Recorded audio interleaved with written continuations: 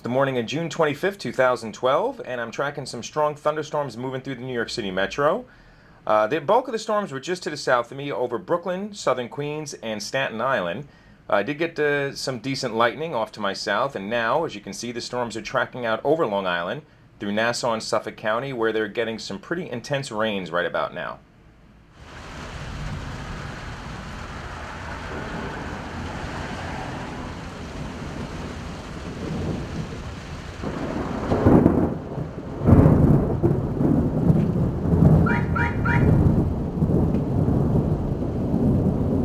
One that went off right over there.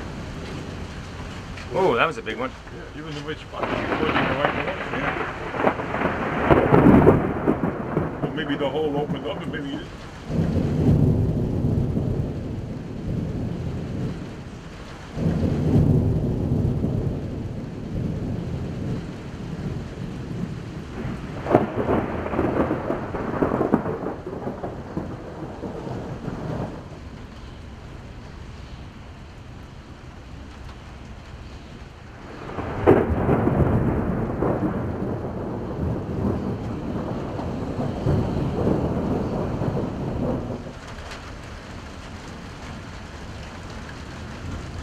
Yeah.